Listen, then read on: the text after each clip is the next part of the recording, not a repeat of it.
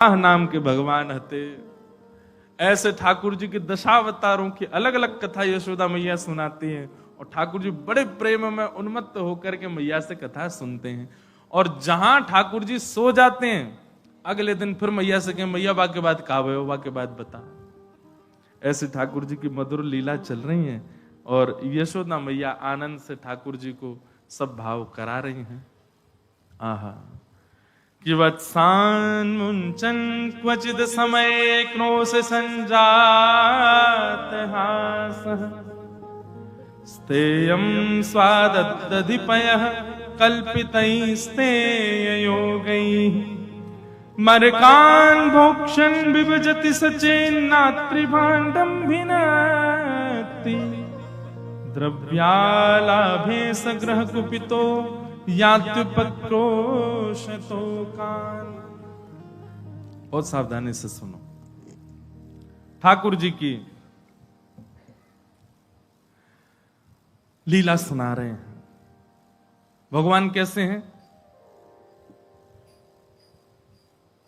सब ग्वाल बालों के संग खेलते हैं और खेलते खेलते ग्वाल बाल कभी रोने लग जामे, कभी गिर जामे तो जोर जोर से चिल्लाने लगे। ठाकुर जी से कहें लाला तू इतनी जोर से मत खेले कर, हमारे लग जाए।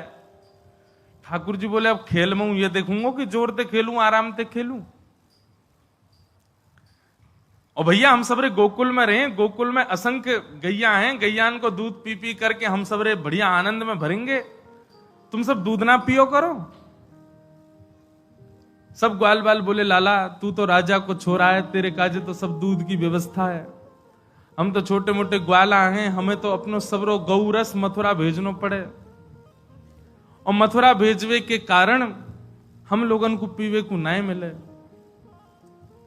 ठाकुर जी मन में विचार करने लगे, बोले भैया ये गौरस गैया के पालक हम, गैया चरावे हम, दूध निकारे हम और गौरस ले जाए मथुरा वाले और ये कंस के यहां जानो पड़े सब कर के रूप में। ठाकुर जी को ये बात सुन के बहुत अच्छा नहीं लगा।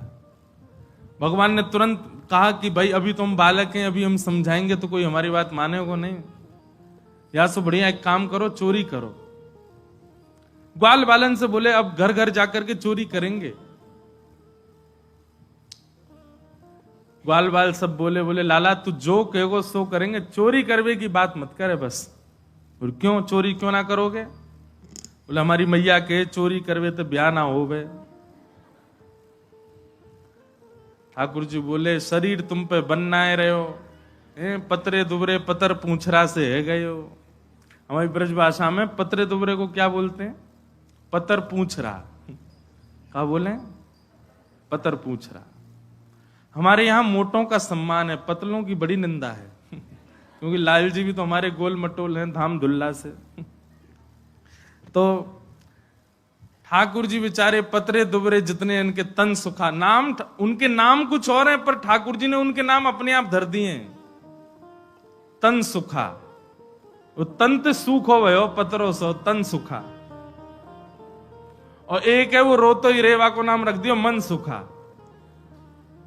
और एक है बेचारो बात कभी भी कहो अरे अपने घर तक चूल्हे क्या भोजन पा लाला हमारे घर में तो 4 ही लोग हैं, 4 कोई बने और तो बातें ज्यादा बने ना। ठाकुर जी बोले धन सुखा। ये तन सुखा, मन सुखा, धन सुखा।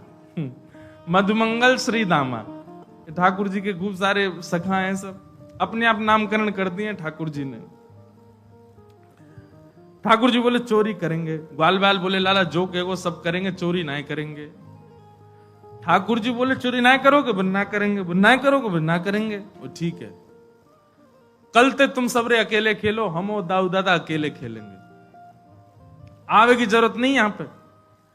जैसे ही ठाकुर जी ने अपने से दूर जावे की बात कही, ग्वाल बाल सब परेशान है गए। वो लाला तू जो कहेगो सब करेंगे पर हमसे दूर जावे की बात मत कर, बता कैसे करनी है, कहां करनी है। ठाकुर जी बोले 3 सेना बनाओ, जल सेना, थल सेना, वायु सेना। बोले जल सेना कौन सी? बोले जहां भी चोरी करेंगे ये हमको कौन बताएगा? बोले वायु सेना। वायु सेना कौन है? बोले मरकान भोक्षण बंदर सबरे। हाँ भाई, तुम सब रे कूद कूद के छतन पे जाओ, ढूंढो घरन में कहां पे छीका पे मक्खन टंगो है, कहां पे दही टंगी है, और हमको सब आवाज कर करके बताए दो। वहां घर की तरफ सबसे पहले जल सेना जावेगी, जमुना जी में हेती भाई, और वायु सेना बंदर है, ये सब रे छतन पे कूद कूद के जाएंगे, और थल सेना हमें, हमारे संग 2-4 सखा चलेंगे आगे पीछे। ऐसे करके ठाकुर जी ने पूरी चोरी को पूरा निधान बनाया। बोले लेकिन वासों पहले अपने अपने घरन में करके देखो, पहले प्रैक्टिस करो।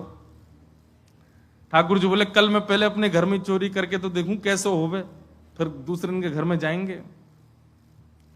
तो यशोदा मैया ने लाल जी के चरणन में ऐसे सुंदर सुंदर नूपुर पहनाए। ठाकुर जी सवेरे देर से उठे, जल्दी ना उठे।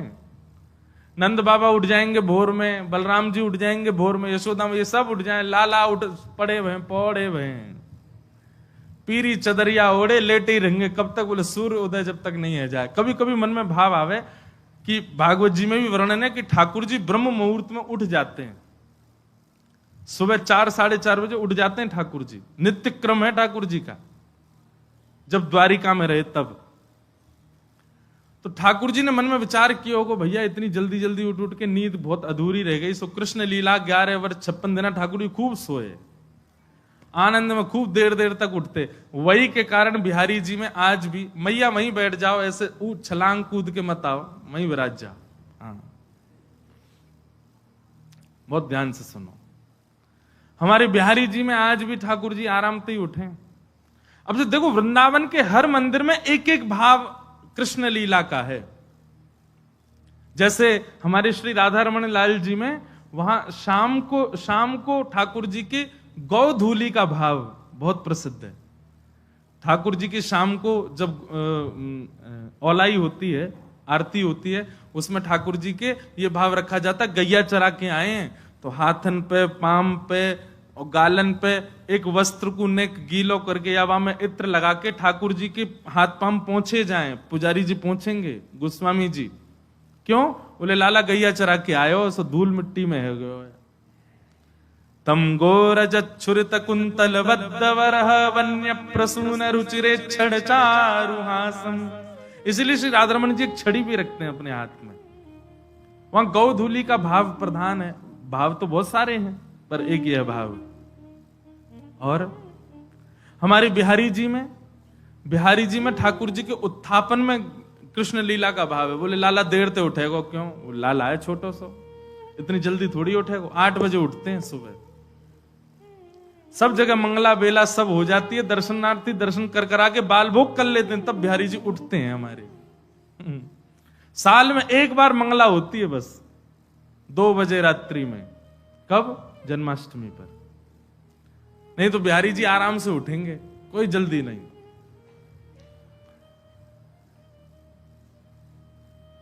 वहां ठाकुर, और घंटी नहीं बजेगी आरती में। क्यों? जोर से घंटी बजा दी, लाला डर गो तो घंटी नहीं बजाएंगे। बिना घंटी की आरती होगा ठाकुर जी की, बिना घंटी के भोग प्रसाद पालें। क्यों? नंद जी के लाला हैं, नंद के घर के लाला हैं। घंटीन के लाला तो हमारे यहां हैं। नंद जी के लाला तो उनको भोग थोड़ी रखना पड़े, वो तो खुद कूद के आ जाए मैया की गोद में, मुख खवाओ भूख लगी है। नंद बाबा के संग में प्रसाद कैसे पावे ठाकुर जी वर्णन करें। बोले नंद बाबा स्वयं पावे, लाल जी गोद में बैठ जाएं, और गोद में बैठ के नंद बाबा कहेंगे लाला खाएगो ना? आप ही खाऊंगो, खुद खाऊंगो।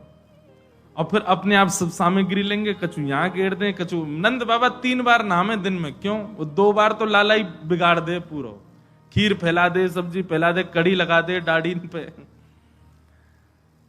ऐसे ये कुछ कुछ भावों से वृंदावन के मंदिरों में भी ठाकुर जी के बाल लीलाओं को रखा गया।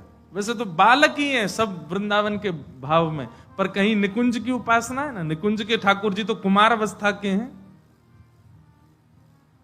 हमारे श्रीनाथ जी में, वहां श्रीनाथ जी में ठाकुर जी का जब श्रृंगार होता है, तब ठाकुर जी के आगे बंटा भोग रखा जाता है।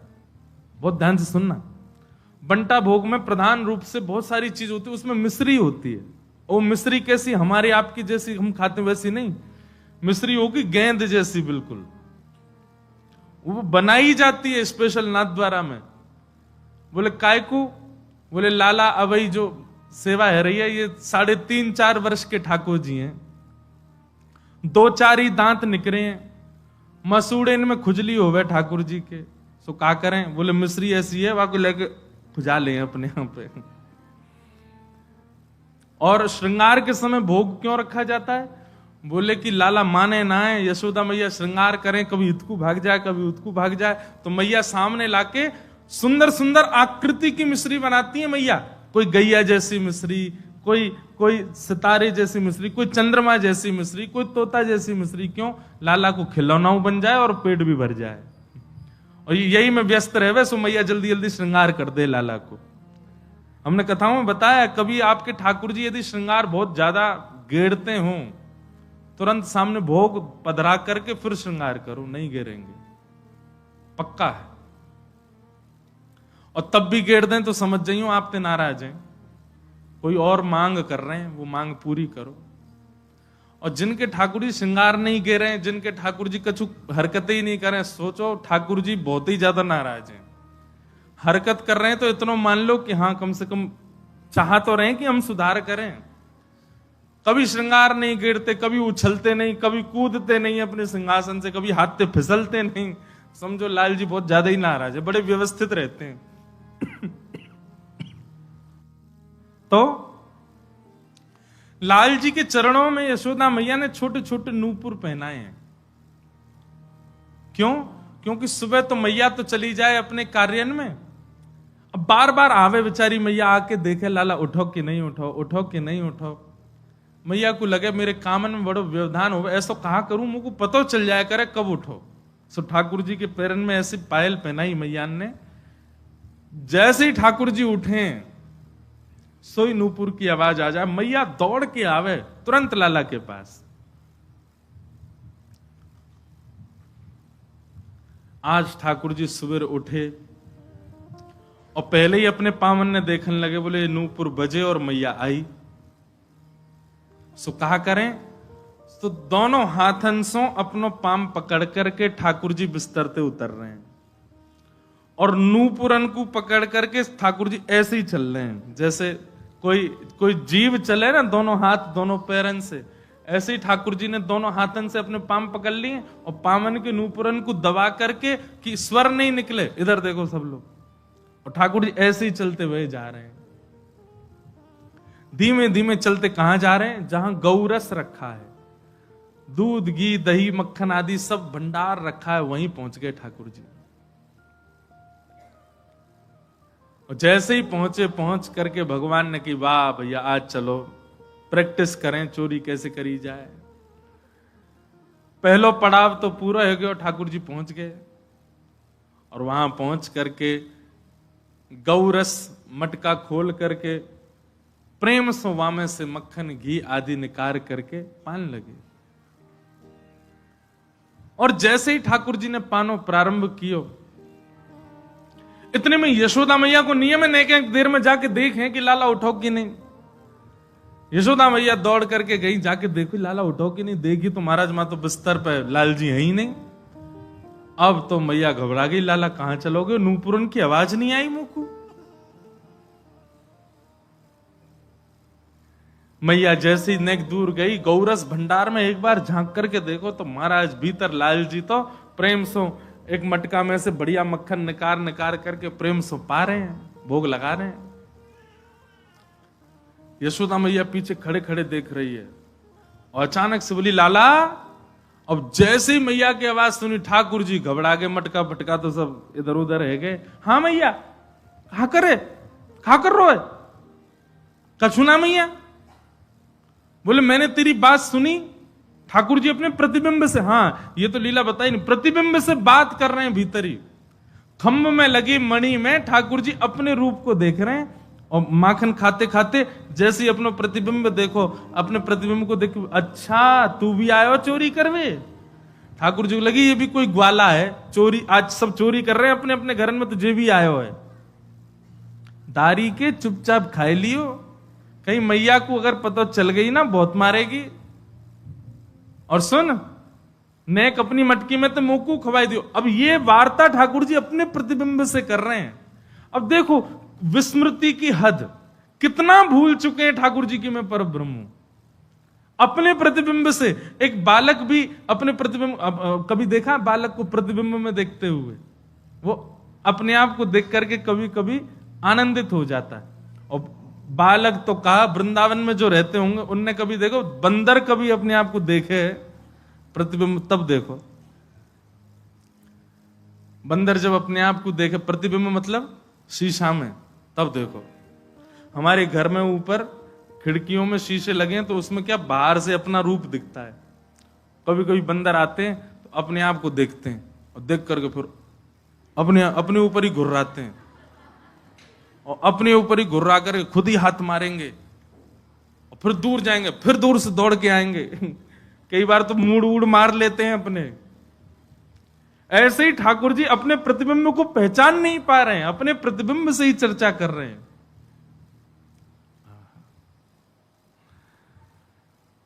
सूरदास जी का उसके भाव में एक एक लीला का पद सूरदास जी ने गाया है, धन्य है। और सुनो, एक लीला का एक पद नहीं गाया है, एक ही लीला के 5 पद गाए, 5 में अलग अलग भाव गाए सूरदास जी ने। अद्भुत है सूरदास जी की कृति।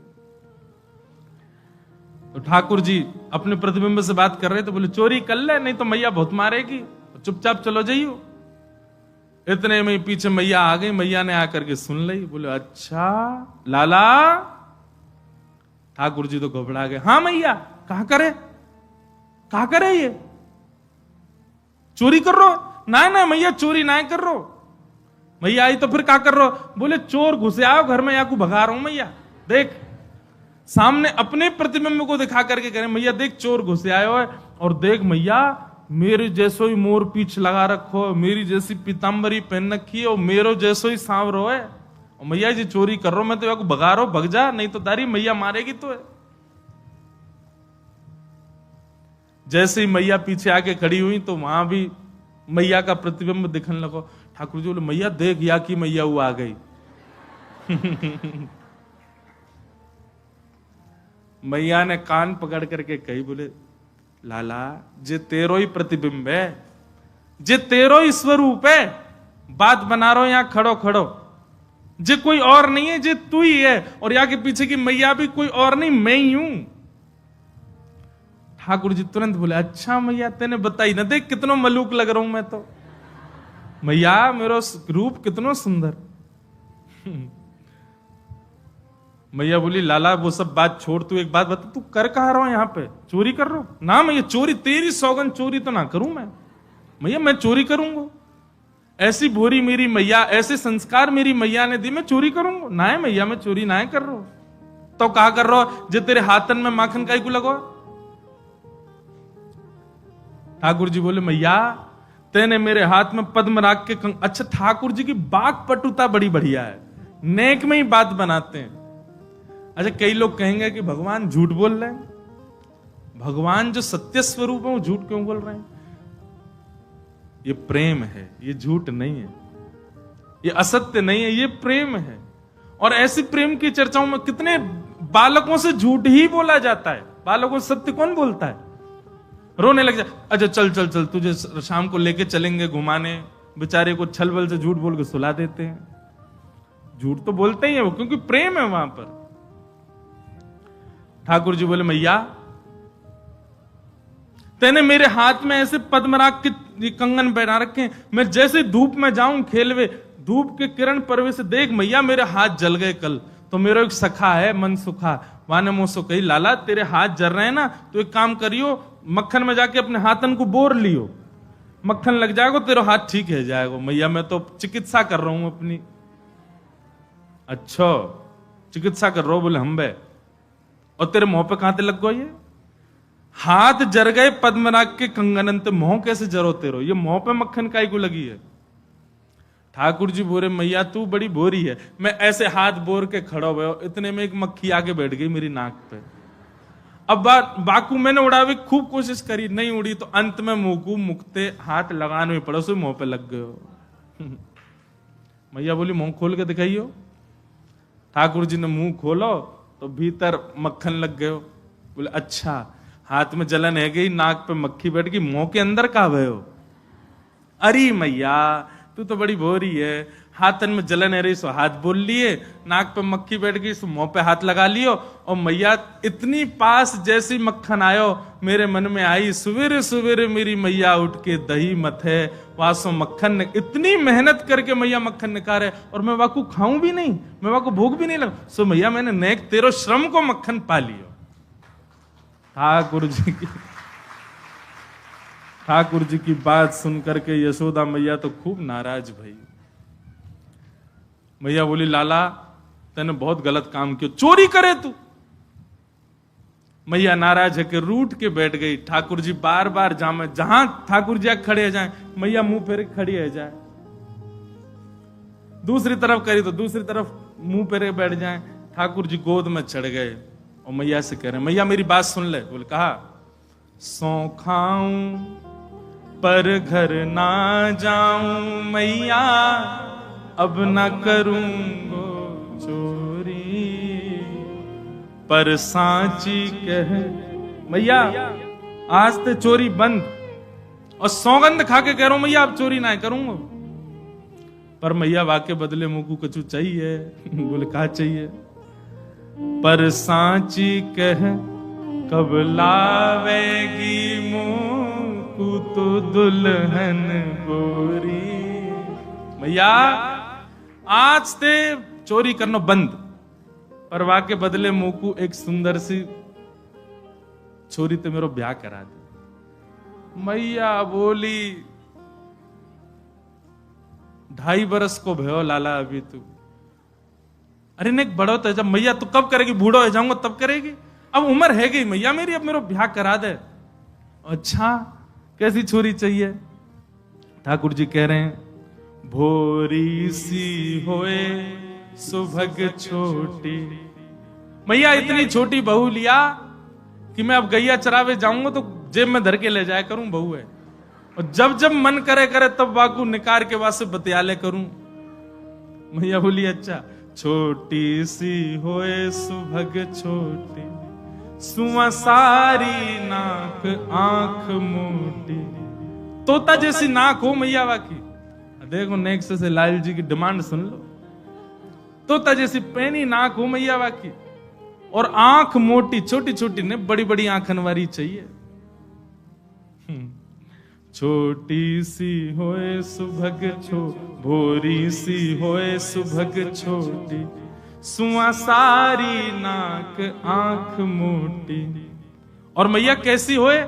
बोले जब अंगना में घूमो करे ना, और जैसे ही तोय देख ले तो तोते छिपाए मुख घूंघट में मुस्का जाए थोड़ी थोड़ी। मैया तो ये देख करके घूंघट करके डोले करे, और सब जगह ऐसी ऐसी फिरकनी सी घूमे करे। मैया बोली अच्छा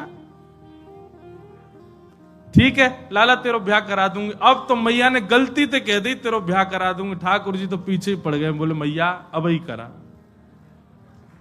अब ही करा, आ जाइए।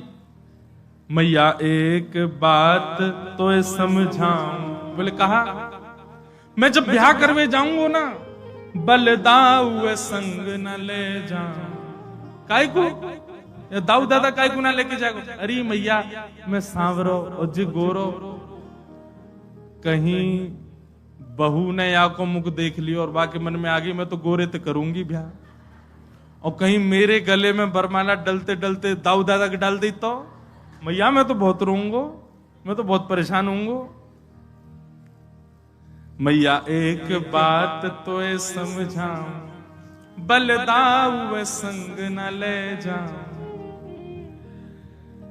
मोए गोरो दुल्हा बनाए दी जो कहूं, हंसे न वहां की छोरी, पर सांची कह कब लावेगी मुंह को तू दुल्हन गोरी। मैया एक बात मेरी और सुन ले। बोले कहा गोपिन पे मंगल गवाए दे।